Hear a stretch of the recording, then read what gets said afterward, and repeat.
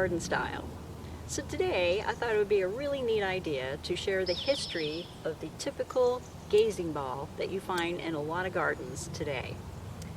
Now the history of these actually originated back in Venice, Italy, where the famous Italian glass blowers would blow glass of all different sizes, from small to very large, and most of these were blown for affluent homes like kings and queens. There was a mad king, Ludwig of Bavaria, who so loved the gazing ball that he insisted they hang from the trees, float in the ponds, be placed on the ground, as well as in stands out in the garden. And rumor has it that this is probably where the actual Christmas balls that we see hanging on Christmas trees to this day came from. So I thought that was a neat little interesting piece of trivia. Now gazing balls can come in all different sizes, colors, shapes. You're actually seeing lots of different shapes now. And they're very, very common in the garden. But it's always nice to know what their history is and where they came from.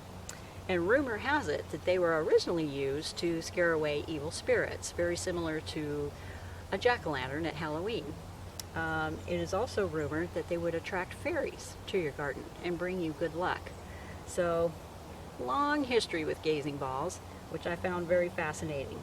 And what I'm going to do for you guys today is I'm going to go and place them throughout my own garden to give you an idea how they can accent your garden and actually pull the color from the plants and the foliage that it is sitting in. Now, just to warn you, back in the day, especially the Victorian era, gazing balls were used to spy on couples as they were walking around in the garden.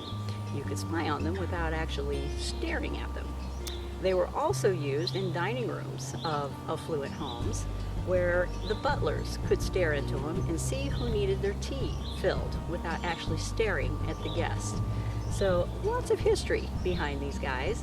And I had this question come to me in my email, like, what is a gazing ball and how can I use them?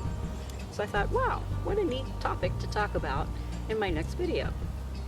So I'm going to go around, I'm going to start placing these in the garden and give you an idea how they can be used.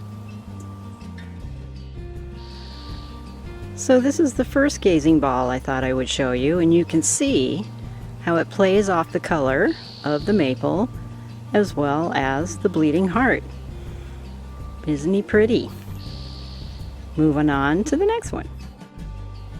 Now this one I placed in an old fountain turned planter, and once I get the flowers in there he'll look really stunning. But as you can see right across the yard, there's a very large cobalt blue pot over there.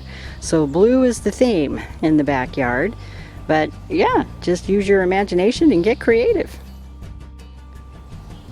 Now here is a set of 3 gazing balls that I've grouped together. So I actually have one sitting on a short stand and a couple of others sitting on the ground. And you're going to notice right in here that one of these is not a true gazing ball. It is in fact a bowling ball. Something I found at Goodwill. And I'm looking for more colors because I just think they're kind of neat. But you can definitely group them together. So there's another idea. Now this one I have placed back in the shade garden. And this is the one that actually glows in the dark. But it plays really nicely off of the maple leaves from the maple tree.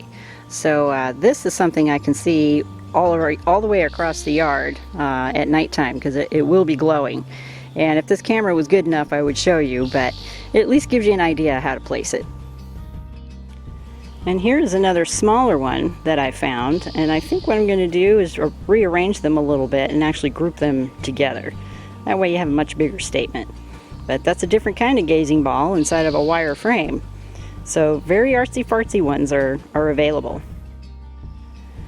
So this ball isn't actually a gazing ball. It is actually a fountain ball, as you can tell by the hole in the top.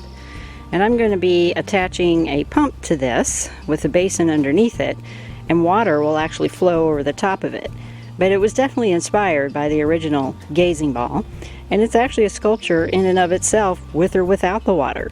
But I just thought I'd show it to you. And then last but not least, one of my favorites, and he is actually sitting near the front door, and he sits pretty low.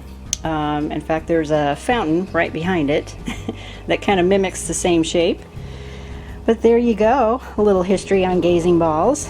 And so what I think I'll do is pull up a seat on the bench, gaze into my gazing ball, and hope that the fairies come by really, really soon and bring me good luck.